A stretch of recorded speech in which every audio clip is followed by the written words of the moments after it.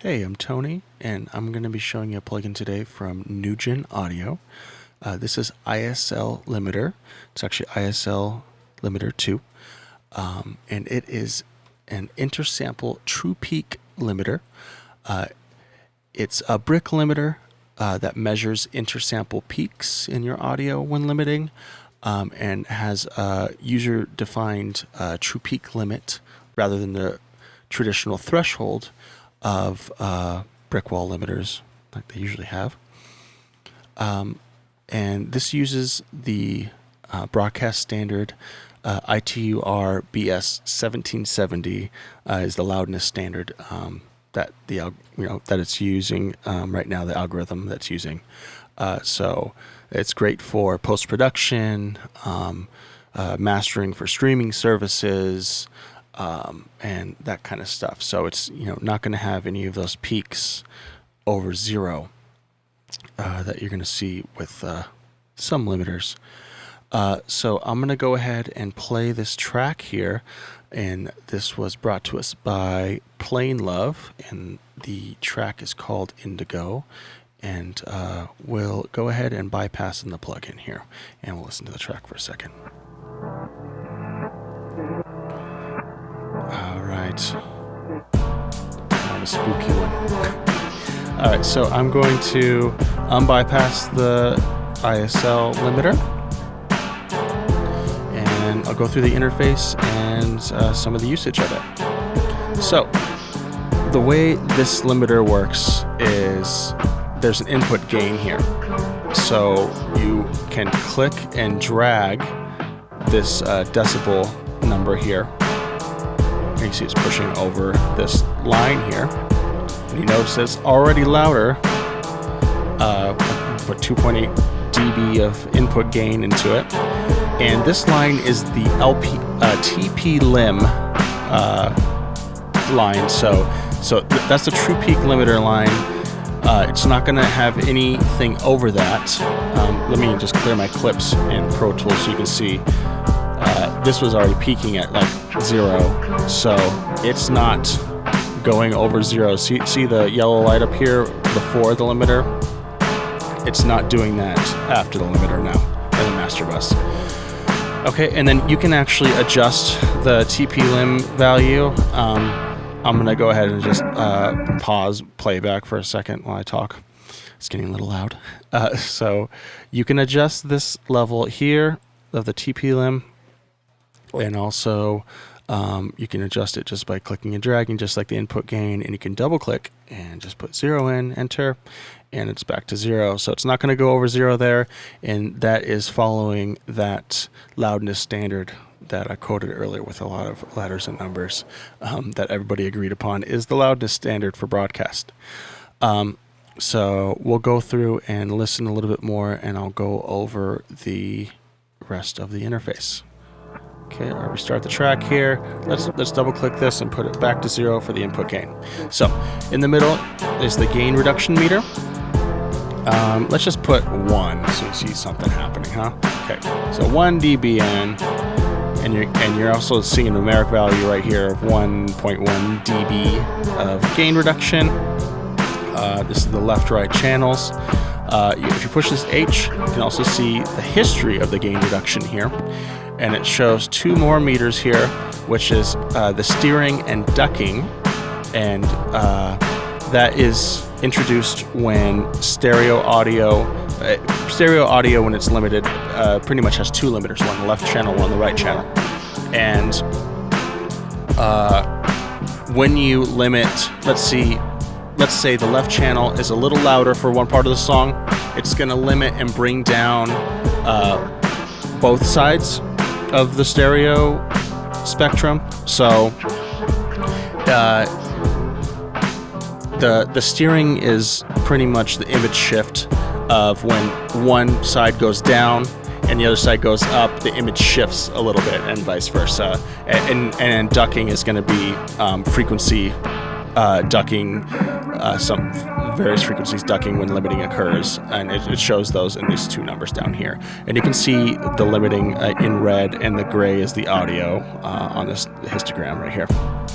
So to deter some of the steering and ducking of the image shift pretty much in the audio, you can go to this channel link percentage here, and that unlinks or adds more linkage of the limiting of the channels of the left and right channel. By the way, this can be run as stereo, 5.1, 7.1, or 7.1.2. So you can do surround stuff with this too. But let's change the channel link I was speaking of, and you'll see how it changes kind of the number values with that 1 dB of input gain.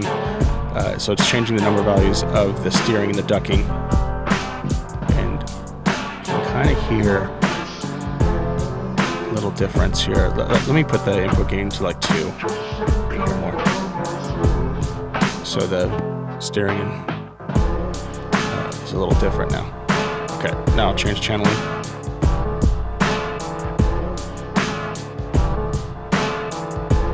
Okay, so that's going to affect how the limiting reacts. And then also there's a look ahead here for the limiter. We can increase that so it looks ahead at the audio, so that it can prepare the algorithm to limit, and that's always good because it can look ahead more than real time in the audio. So like an analog limiter wouldn't be able to do that, but because it's digital, it can look ahead and it can prepare to limit, so it's a little bit cleaner. I always like limiters that have a look ahead function because it limits a lot cleaner. You also can change the release of the limiter by milliseconds, increase or decrease, or there's this auto function that'll do auto release, and the auto release is pretty cool because it adapts to low frequency content in a better way to reduce distortion. Most of the time I would just use this on auto just because of how it handles low frequency information, because low frequencies can really push limiters harder and duck the top end, which that's where the ducking comes in there. I'm going to go back to the regular gain reduction meter here. Okay, and so on the bottom here we also have the dither bit depth here. And go 16, 18, 20, or 24. Most of the time I'm dithering at 24 when I'm bouncing out. So that's pretty standard these days. It's not 1999 we're using 16-bit anymore, but yeah. So you can also change the dithering type here. It goes from rectangular, triangular, and Gaussian. And rectangular is going to be just a different dithering shape and less CPU than the Gaussian, which sounds nicer. You can hear it just a little cleaner.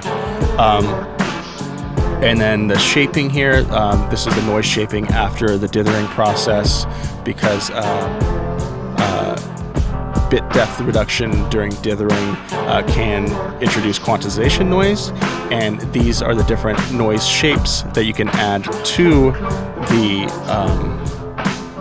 the signal afterwards to hide some of that quantization error noise, and it ranges just like on the other type from lowest CPU to highest CPU, and it's Nyquist, Psi1, Psi2, and they all sound a little bit different, and it'll push that quantization noise that you'll get from the bit depth reduction out of the range of human hearing, or hide it in the audio better.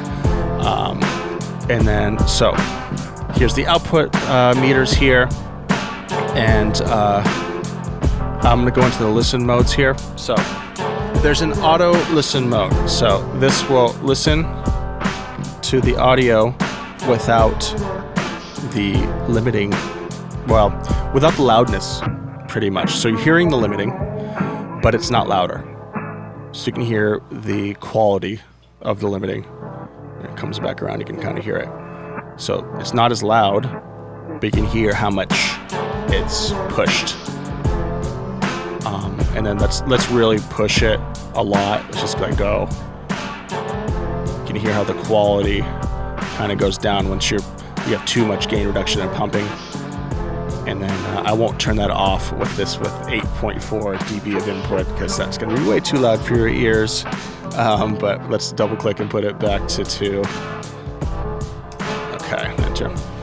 And this is interesting here. So let's turn it off so you hear how loud it is now. I'm gonna bypass just so I can remind you this is louder here. Bypass. Put that back in. Here's louder. Okay, so this is the difference listening mode. Now listen to this. So this is just the limiting. So this is soloing the actual signal that's being limited. So the reason to have this in the plugin is that you can change the release time so it's more in time. If you don't have auto on, you hear how it's changing there. And so you can get the release more in time with the music, and that just sounds better. That's what I usually do when I'm mastering. I try to get the release times in time with the music. Okay, and then a couple accessory things here. You can go into options. You can change the color of the TP limit. You can change the color of the meters here, and you can change the ranges of the meters of the green, yellow, and red there if you want to do that. You can have the peak meter on or off, so you can see where the audio is peaking. I usually keep that on. You can have how long the peak's on. You can change the ballistics of the meter here to all these different versions there. I just keep it on instant. If you really feel like getting in, change it to PPM 1 or PPM 2. That's on some limiters I've seen that. And this is the algorithm. So it's using the ITU 1770-3 algorithm for the broadcast loudness standard. But if you click this, you can change it to AF clip. And that is what you use when you're limiting for mastering for iTunes. So this will do mastering for iTunes, and you can catch those intersample peaks before going to iTunes, those ISPs. And this does a great job of it. And you can see there's some clips over here, but that's because I bypassed the plugin. But no clips now, right? All right, close that. There's also a bypass reset to stock again. There's an A/B here, so you can have 2 different settings and listen between 2 of them. You can switch A to B when you have 2 different settings you want to try out. And there's also a bunch of presets here. So for film, broadcast, DVD, there's the AF clip again for master for iTunes, CDs, AES standards. There's the new broadcast standard, the -4. So you can go through all that or do everything yourself like I did. And if you have any questions about this, or if you want to download a demo today and check it out yourself, you can go to NUGENaudio.com, and hope you guys have a good one. Thanks. Hey, I'm Tony, and I'm going to show you a plugin from NUGEN Audio, and the name of this plugin is Mastercheck.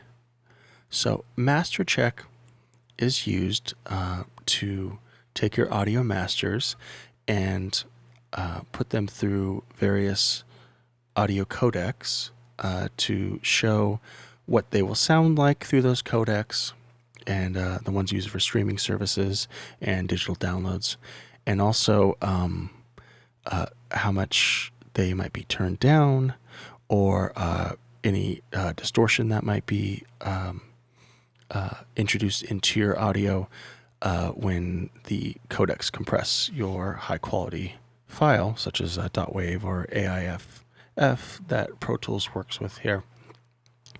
And so that's important because these loudness targets that the various streaming and download codecs use will change how your track sounds. It might turn it down, or it could introduce clipping or distortion into your track that you didn't want there. And we're all familiar with some of these codecs. So MP3s, one of them, compresses your audio to a smaller file for streaming and downloads.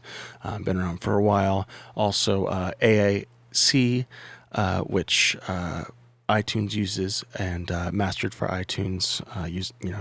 You upload as AAC, or converts it to AAC, and then there's FLAC and OGG Vorbis, and those ones are a little bit more lossless, but still, it's not as a high quality file as a WAV file or a AIFF file. So it is going to change the quality of your track when you compress to those codecs. And this is really useful. Mastercheck is really useful just to show what it actually does to your track, and how it changes the sound of your track, and also that you really can't get your track as loud as you want it to. Your hot master might be turned down a lot when you're uploading to these services, these distribution and streaming services. So some example of these services are Amazon Music, the true peak level and dBs that Amazon Music will play is only -2.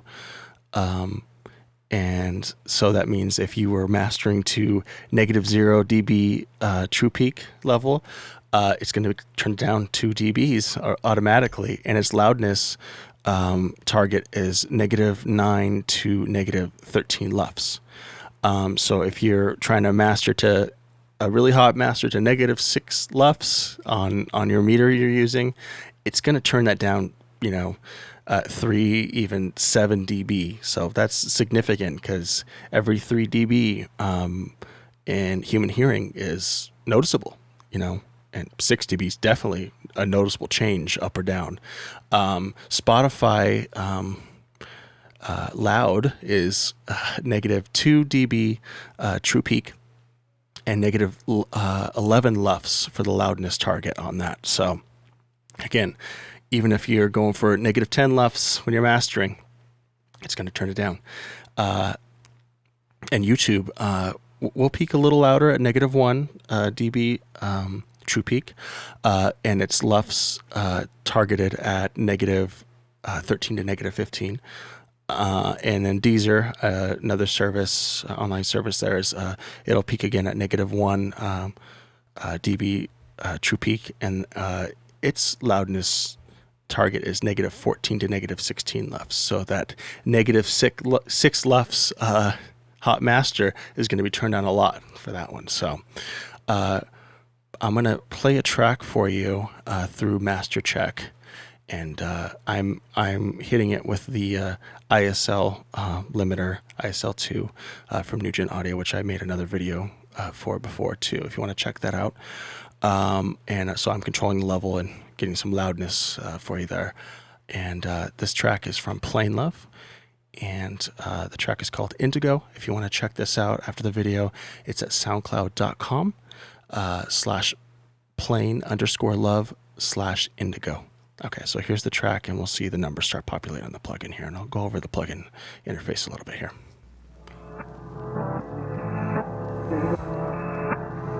Okay, so the two top numbers here are the main numbers, really. The first one is going to be the peak to short-term loudness, and then, so this is going to be right below that in LKFS or LUFS as well. It's going to be your loudness. So this is your integrated loudness number here. So this one's about -13.5 to -13.4. And then you can see that over here on this meter, you can see the target ranges, and you can see the peak to short-term loudness right here too. So that's all. This number's graphically displayed as well on these meters. And so what's cool about this is that if you go to the middle here, now I'm just metering, right? So I'm metering, and all the codecs are right here in the middle. And they have meters as well on the side. And this is my true peak meter. So this is actually what's going out at the end of the chain of Mastercheck. So I have none selected on the codecs. And I'm going to go through and show some of these other codecs here: poor connection, low quality, medium quality, high quality, and a download. And you can hear what they sound like. So I'm going to go to monitor, and you can monitor the codecs. We'll just have this play through. I'll just keep going through this. So I'm on none. So this is just what you're hearing through Pro Tools, through the ISL limiter. So I'll go to poor connection. Just listen to it here. And you can see on the bottom here what the actual codec is. So this is HEAAC, negative 40 kilobytes per second. So this is a poor connection. So let's say your download's going slow, you're buffering slow and you're downloading, or you're streaming and you got 1 bar on your phone, you're streaming. That's what it's going to sound like. Let me go back to none. Pop comes in, go back to poor connection. Now, if you're listening on headphones or speakers, you can hear there's a difference. All right, so here's a low quality file. So this is a 48 kilobytes per second AAC. This is just the stock stuff that comes in this AES streaming practice preset here. And I'll go over the presets in a second. So I'm gonna go to medium quality. Listen to the difference there when you get to high quality of these codecs. Now, this is compressing the audio still for the streaming of, this is 128 kilobytes per second for an AAC file again. Okay, I'm gonna go from medium to high. I'm not gonna speak so you can hear it.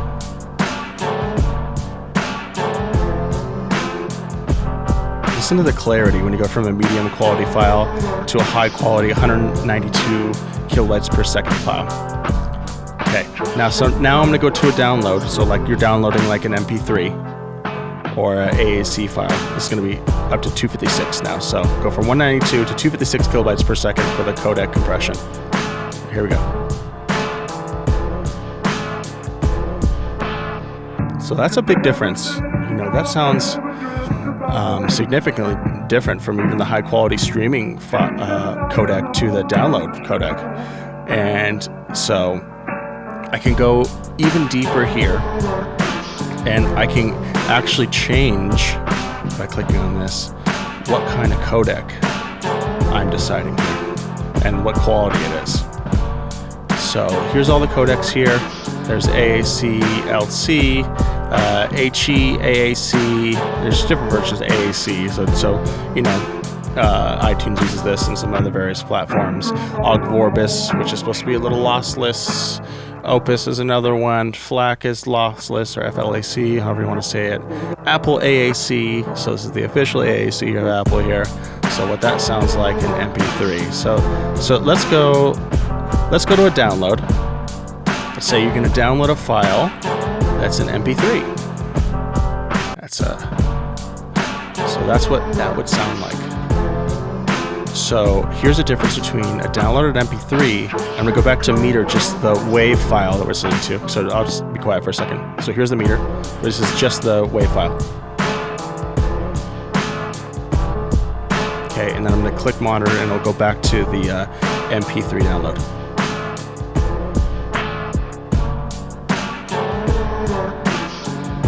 So you can really hear how the dynamic range changes on that. Okay, so on the side of all of these codecs here, on the side over here, you also have meters for each codec. And you can see this red right here, that means it's clipping. So this negative 13.5 LKFS or LUFS is actually clipping the low quality codec here, the low quality HEAAC codec. Or the poor connection. So if you're getting a poor connection and you got 1 bar and you're streaming something, sometimes this loudness right here is gonna clip and cause distortion. That's why it's red right here. So that's just something to keep in mind, you know. There's some other features you can do here. If you have the pro version of Mastercheck, you can input external reference, so you can have your reference track if you're mixing or mastering a track, you know, a commercial track already released. You can put that through here. You can reset the whole plugin here by clicking this, and you know, you can open up also, this is really cool, when you go into the presets like I was talking about already, if you open this up, you can see all the presets that NUGEN Audio has set up for you for Mastercheck. So I was on AES Streaming Practice. The next one down here is Apple AAC iTunes with AF Clip. So this is mastered for iTunes. So if you click this, you're going to be able to check what a track sounds like when it's mastered for iTunes. Pretty cool, and a lot of mastering engineers offer that service. So if you're releasing your own masters, you don't have to hire that guy. You can already have it in this plugin, right? And then you can master for that and see, you know, if it's going to distort at the level that you're mastering at, or if you need to turn it up more to hit that target level. Also BBC, iPlayer, DAB+, internet radio, just standard internet radio, Pandora, SoundCloud, which is a big one. I already mentioned SoundCloud earlier. Spotify. I'm a big Spotify user, Spotify Premium user, and so that's really cool to hear what that's going to sound like. And then through Tidal, which is going to be, they always claim that they're a little higher resolution codec. Even through European TV, Japanese TV, USA TV, which I watch, YouTube, low bit rate. So, you know, when you're on there, you're one bar again, you're trying to watch YouTube, you can hear what that track's going to sound like, and then just traditional YouTube there too. So this is really useful just with the presets alone, just to go cycle through and hear what they're going to sound like. So I'll go back to meter here. And when you go to meter, it's just going to show, again, like what your DAW is outputting. And your true peak meter is right here. Your dB/TP meter is right here. What is outputting. And you can also go here and you can monitor in mid-side if you want. And it'll show right here on this meter your mid-side information. So it's going to be that the mid in this track is a little higher than the sides. You can adjust that with other plugins for NUGEN Audio that I've gone over in other videos, and we can turn that back off. So you're not going to monitor the mid-side, but it shows the information. You're still monitoring in stereo. And if you want any more information about Mastercheck, or if you want to check out Mastercheck Pro, you can download a demo also at nugenaudio.com, and have a good one. Thanks. Hi, I'm Tony, and I'm going to be showing you a plugin from NUGEN Audio. This is VisLM, and this is a loudness metering plugin. So this is mostly for the application of post-production of TV and movies and shows, episodes, whatever you want to call it today. And this plugin adheres to the loudness standard protocols set forth by the ITU RBS1770 or EBU R128 or the ATSCA-85 protocols. So those are the three main ones there. And this is going to have loudness information over time. Like I said, mostly for moving pictures. When you're mixing for post, as we call it these days. And this plugin gets pretty extensive, the type of meters and information about loudness and metering that you can log into the history of it. So I'm just going to play a music track in the background by Plain Love. The track's called Indigo. And just to get the numbers going, like I said, this isn't going to be the typical application for this plugin. VisLM, like I said, is for post-production mostly, and you'll see some of the feature sets that will make more sense for that when I get to it. All right, so I'll just play some music while I go over the uses and parameters of VisLM.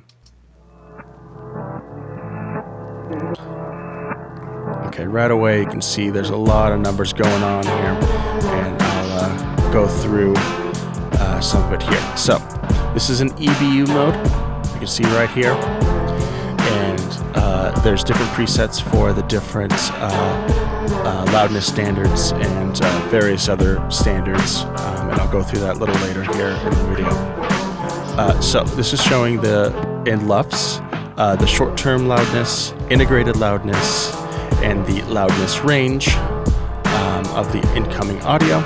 And you can see it's LUFS right here on the bottom. You can see the meter right here showing a visual representation of the numbers moving here.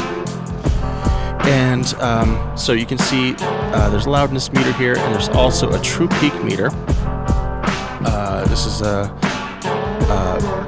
left and right, a stereo true peak meter here, and it'll have a peak indicator light here if you're getting any peaks.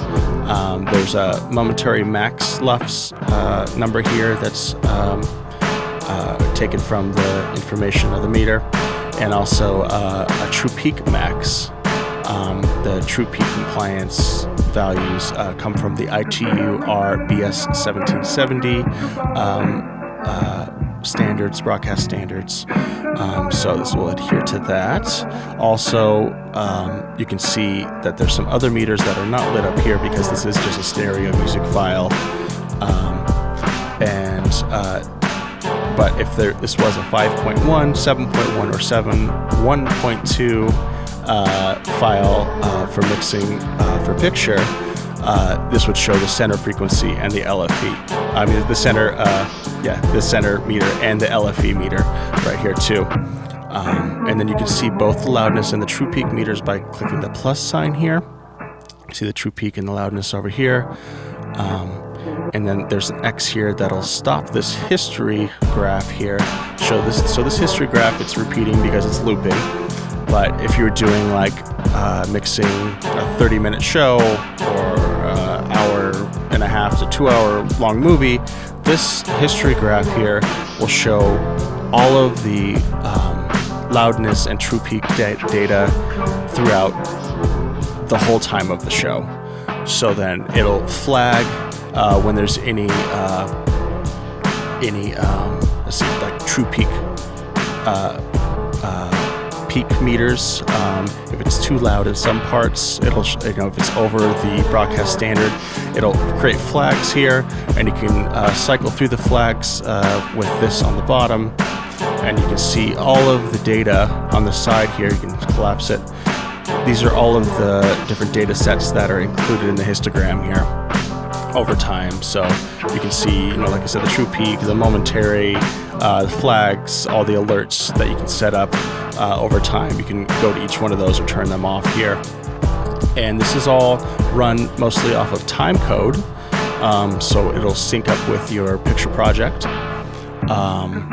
And we'll just turn this on so you can see both meters at the same time.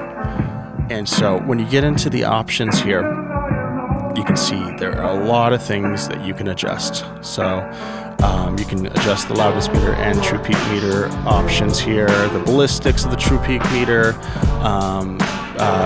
what is the true peak clip indicator. You can put that value here. You can turn the peak, on and off, temporary peak on and off, and all the splits in the true peak meter. And you can change the splits also on the loudness meter here. And there's just so many options you can change the values of, so you can really customize it to what you need for your project and for your studio's project to adhere to the loudness standards. So right here you can set up all of your alerts, the minimums and maximums for your flags, and you can also export the log that is creating right here, and you can see that there's also a window showing all the values that I am highlighting here, so you can see exactly on the line where everything is and what the true peak and momentary loudness readings are. But you can take all of those numbers and save them in the plugin, or you can also turn the text log on there and export it as a text document if you want to spend a couple weeks reading all those numbers, or if your studio wants to have a hard copy log showing that they had adhered for that show, episode, or movie, that they'd adhere to the broadcast standard. That'll be all included in the log there, in the text log. And then you can select what will be in that log. There's also a global control here. You can adjust the frame rates here to link up with your project frame rate. Your zoom level when you're looking at the histogram here, your save history, you can turn on and off. You can really get really extensive with all of these options. And then so here are all the presets I was talking about earlier. It's very useful, so you don't have to set up all those different values yourself. You can just go into the presets already made for you here. So VisLM also, or VisLM, is also included in the Netflix. It's included in Netflix Post Technology Alliance. So pretty much you can use this to mix and master your show or movie for Netflix. So it has those presets here for 5.1 in stereo, and that's on the Netflix website there too, showing that they use VisLM to do this, to adhere to the broadcast loudness standards. And there's so many other options that you can have here for different standards. AES, one of them I didn't notice here, and then NBC, so that they can comply within their studio standards for loudness. So this is using remem technology. That's something that was made up for this plugin, I believe, that NUGEN came up with to export all of this data and to keep it all within the plugin here. And also there's a global view, and you can see over time. I can jump around. If I just scroll on the top here, you can see all the data sets over time of the histogram. There's also integrated loudness meter right here too on the left. So if you want to check this out for your post project, if you just want to learn more about the loudness standards, this will really get you going on that, and you can check it out today. If you go to nugenaudio.com, you can download a demo. All right, thanks guys. Have a good one.